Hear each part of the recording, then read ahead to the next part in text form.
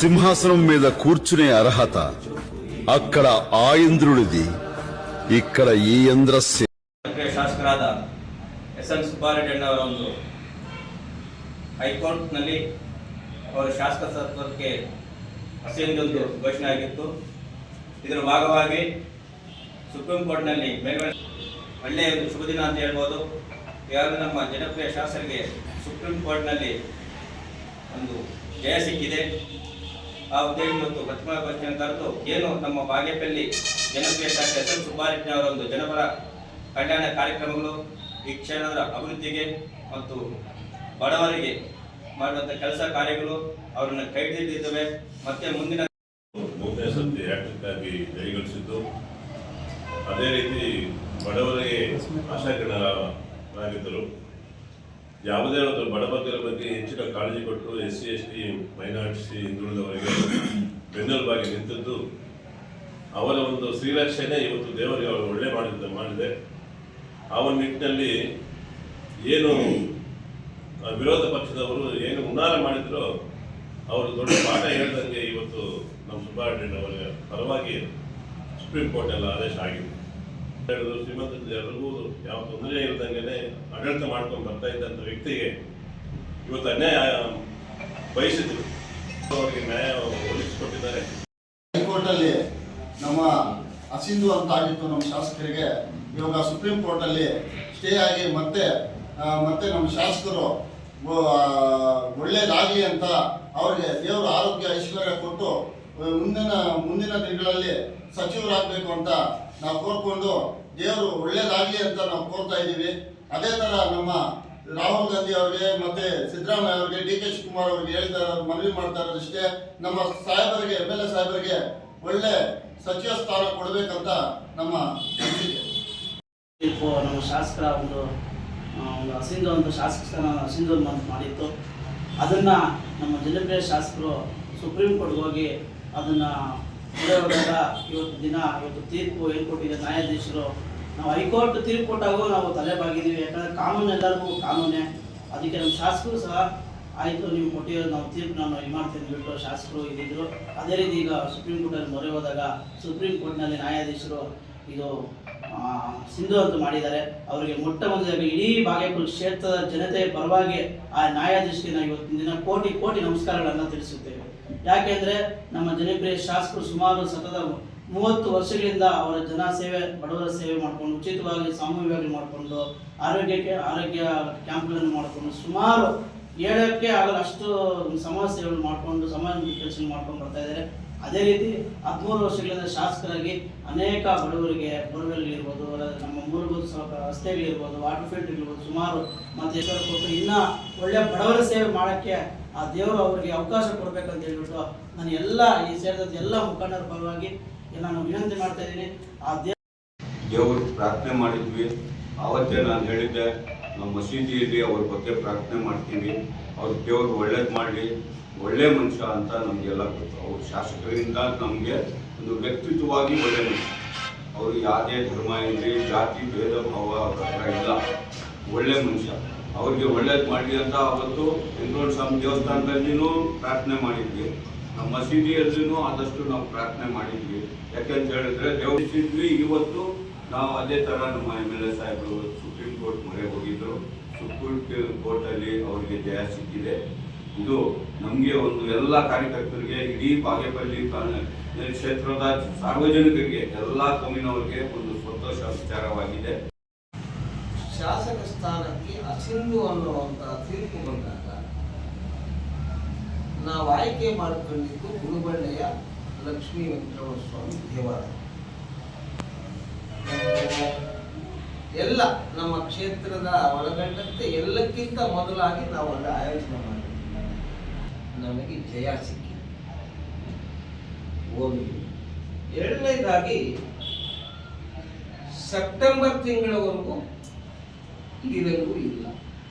ಇದು ಮಹತ್ತರವಾದಂಥ ಒಂದು ಹೆಜ್ಜೆ. ಈ ಸುಪ್ರೀಂ ಕೋರ್ಟಿನ ಈ ನಿಲುವಿಗೆ ಎಲ್ಲ ಕ್ಷೇತ್ರದ ಜನತೆ ಪರವಾಗಿ ನಮಗೆ ಅವರಿಗೆ ವೈಯಕ್ತಿಕ ಅಭಿನಂದನೆಗಳನ್ನು ಕೂಡ ಈ ಸಂದರ್ಭದಲ್ಲಿ ನಾನು ಹೇಳಲಿಕ್ಕೆ ಬಯಸುತ್ತೇನೆ. ಇಷ್ಟು ದಿನ ಇತ್ತು. ಮೊನ್ನೆ ಮುಖ್ಯಮಂತ್ರಿಗಳಾದಂತಹ ಸಿದ್ದರಾಮಯ್ಯನವರು ಚಿಕ್ಕಬಳ್ಳಾಪುರಕ್ಕೆ ಬಂದಂತ ಸಮಯದಲ್ಲಿ ಸುಬ್ಬಾರೆಡ್ಡಿ ಅವ್ರಿಗಾಗಿರ್ತಕ್ಕಂಥ ನೋವಿನ ಬಾಧೆಯಲ್ಲಿ ನಾವು ಯಾರು ಕೂಡ ಆ ಕಾರ್ಯಕ್ರಮದಲ್ಲಿ ಪಾಲ್ಗೊಳ್ಳಲಿಕ್ಕೆ ಆಗಲಿಲ್ಲ. ಮತ್ತು ಇವತ್ತು ನಮ್ಮ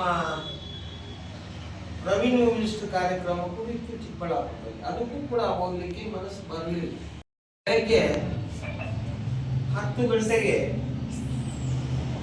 ನಮ್ಮ ಮತ್ತು ಸುಬ್ಬಾರೆಡ್ಡಿಯವರ ಆರಾಧ್ಯ ದೇವತೆ ಸಾಧನಮನ್ ದೇವಿ ಹತ್ರ ನಾವು ಹೋಗಿ ಪೂಜೆ ಮಾಡಿಸ್ತಾ ಇದ್ವಿ.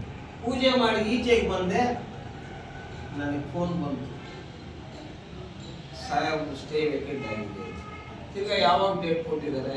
ಸರ್ವ ಜನಾಂಗದ ಶಾಂತಿಯ ತೋಟವಿದ್ದರೆ ಗೌರವಾನ್ವಿತ GV ಶ್ರೀರಾಮರೆಡ್ಡಿಯವರು ಒಳ್ಳೆಯ ಹೋರಾಟ ಮುಖಾಂತರ ಬಂದು 2 ಬಾರಿ ಈ ಕ್ಷೇತ್ರವನ್ನ ಪ್ರತಿನಿಧಿಸಿದರು. ಅವರು ಒಬ್ಬರು ಲೆಕ್ಕ ಕೇಳಲಿಕ್ಕೆ ಹೋಗಲಿಲ್ಲ. ಸಂಪಂಗಿಯವರು 2 ಬಾರಿ ಈ ಕ್ಷೇತ್ರದಲ್ಲಿ ಚುನಾವಣೆಯಲ್ಲಿ ಗೆದ್ದರು. ಅವರು ಒಬ್ಬರು ಲೆಕ್ಕ ಕೇಳಲಿಕ್ಕೆ ಹೋಗಲಿಲ್ಲ. ಗೌರವಾನ್ವಿತ DJ ನಾಗರಾಜ ರೆಡ್ಡಿ ಅವರು 2 ಬಾರಿ ಈ ಕ್ಷೇತ್ರದಲ್ಲಿ ಸೋಲನ್ನು ಅನುಭವಿಸಿದ್ರು. ಪಾಪ ಅವ್ರ ಕೆಲಸ ಅವ್ರು ಮಾಡ್ಕೊಂಡಿದ್ದಾರೆ, ಒಬ್ಬರ ಕತೆ ಕಟ್ಕೊಳ್ಳಿಕ್ಕೆ ಹೋಗ್ಲಿಲ್ಲ. ಹರಿನಾಥ್ ರೆಡ್ಡಿ ಅವರು ಕೂಡ ಈ ಕ್ಷೇತ್ರದಲ್ಲಿ 1 ಬಾರಿ ಸೋತಿದ್ದಾರೆ. ಅವರು ಕೂಡ ಬೇರೆಯವ್ರ ಬಗ್ಗೆ ಕೇಳಲಿಕ್ಕೆ ಹೋಗ್ಲಿಲ್ಲ. ಈ ಪುಣ್ಯಾತ್ಮ ರಾಜಕೀಯವಾಗಿ ಹೀಗಾಡಿಸುವುದಕ್ಕಿಂತ ಆನೇಕಲ್ಲಿನ ಇಲ್ಲಿ ಜನತೆ ಈಗಾಗಲೇ ವೈರಲ್ ಆಗಿರೋದು ನೀವೆಲ್ಲ ನೋಡಿದ್ದೀವಿ. ಅದು ಗಿರಿ ಎಲ್ಲಿ ಹುಳುಕು ಮನುಷ್ಯರು ಎಲ್ಲಿ ಇರ್ತಾರೋ ಬೇರೆಯವರು ಹುಳುಕುಗಳನ್ನು ಹುಡುಕುವುದು ಅವರಿಗೆ ಒಂದು ವಾಡಿಕೆ. ಅವರೇ ಹುಳುಕು ಮನುಷ್ಯರಾಗಿರೋದ್ರಿಂದ ಈ ಎಲ್ಲ ಬಾಗೇಪಲ್ಲಿಯ ಒಂದು ಸಾಮರಸ್ಯವನ್ನ ಮುರಿಯುವಂತ ಒಂದು ದೊಡ್ಡ ಕೆಲಸಕ್ಕೆ ಕೈ ಹಾಕಿರ್ತಕ್ಕಂಥ ಮುನಿರಾಜರವರಿಗೆ ಈ ಪತ್ರಕರ್ತರ ಮುಖಾಂತರ ಅವರಿಗೆ ನಾವೆಲ್ಲ ನಮ್ಮ ಕಾರ್ಯಕರ್ತರ ಮುಖಾಂತರ ಒಂದು ಧಿಕ್ಕಾರವನ್ನ ನಾನು ಘೋಷಣೆ ಮಾಡಲಿಕ್ಕೆ ನಾನು ಬಯಸ್ತೇನೆ. ಒಂದು, ಇನ್ನು ಕೇವಲ 2 ವರ್ಷಗಳಲ್ಲಿ ನಾವು ಚುನಾವಣೆಗೆ ಹೋಗ್ತೀವಿ.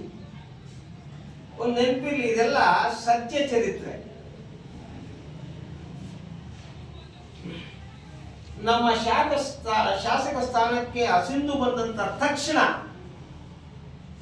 ನಮ್ಮ ಶಾಸಕರು ಸಿದ್ದರಾಮಯ್ಯನವರ ಹತ್ರ ಹೋದ್ರು. ಏನಂತ ಹೋದ್ರು? ಅಪೀಲ್ ಹೋಗ್ತೀನಿ ಅಂತ ಹೋಗ್ಲಿಲ್ಲ ಅವರು. ನಾನು ರಾಜೀನಾಮೆ ಕೊಟ್ಟು ಚುನಾವಣೆಗೆ ಹೋಗ್ತೀನಿ ಅಂತ. ಬೇಡಪ್ಪ, ದುಡ್ಡು ಮಾಡ್ತಾ ಇದೆಯಾ? ಬೇಡ.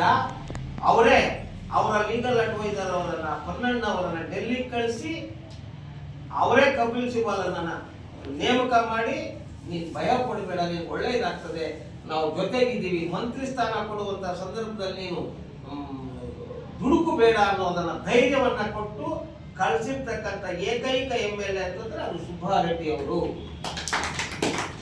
ಸಿದ್ದರಾಮಯ್ಯನವರು ಸ್ವತಃ ಅವರ ಲೀಗಲ್ ಅಡ್ವೈಸರ್ ಪೊನ್ನಣ್ಣ ಮತ್ತು ಅವರ ಟೀಮ್ ಅನ್ನ ದೆಹಲಿಗೆ ಕರೆದುಕೊಂಡು ಹೋಗಿ, ನಮ್ಮ ಸುಬ್ಬಾರೆಡ್ಡಿ ಅವರು ವಕೀಲರು ಕೂಡ ಮಾತಾಡಿಲ್ಲ, ಇದು ಸತ್ಯ,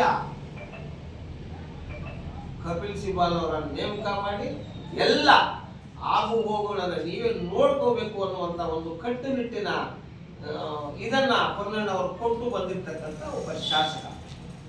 ರಾಜಕಾರಣವನ್ನ ಬಿಟ್ಟು ಜನರ ಮಧ್ಯದಲ್ಲಿ ಇದ್ದು ಜನರನ್ನು ಕೆಲಸಗಳು ಮಾಡಿದ್ರೆ ಒಳ್ಳೆಯದು ಅನ್ನೋದನ್ನ ಹೇಳ್ತಾ, ಈ ಸಂದರ್ಭದಲ್ಲಿ ನಾಳೆ ನಾವು ನಮ್ಮ ಸುಬ್ಬಾರೆಡ್ಡಿ ಅವರನ್ನ ಅದೇ ದೇವಸ್ಥಾನಕ್ಕೆ ನಾನು ಆಹ್ವಾನ ಮಾಡಿದ್ದೀನಿ. ಅವರು ಬಂದಂತ ಸಮಯದಲ್ಲಿ ನಾವು ಒಳ್ಳೆಯ ಪೂಜೆಯನ್ನ ಮಾಡಿ, ಕ್ಷೇತ್ರದ ಜನಪ್ರಿಯ ಶಾಸಕರಾಗಿರುವಂತಹ ಸತತ 15 ವರ್ಷಗಳ ಕಾಲ ಶಾಸಕರಾಗಿರುವಂತಹ SL ಸುಬ್ಬಾರೆಡ್ಡಿ ಅಣ್ಣನವರನ್ನ ಒಂದು ವಾರದ ಹಿಂದೆ ಕರ್ನಾಟಕದ ಉಚ್ಚ ನ್ಯಾಯಾಲಯ ಅಸಿಂಧು ಅಂತ ಘೋಷಣೆ ಮಾಡಿತ್ತು.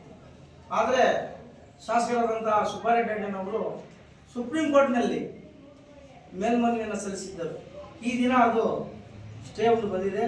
ಆದ್ದರಿಂದ ಬಾಗೇಪಲ್ಲಿ ವಿಧಾನಸಭಾ ಕ್ಷೇತ್ರದ ಮತದಾರರ ಪರವಾಗಿ ಅವರಿಗೆ ನಾನು ಅಭಿನಂದನೆಗಳನ್ನು ಈ ಮೂಲಕ ಸಲ್ಲಿಸುತ್ತೇವೆ.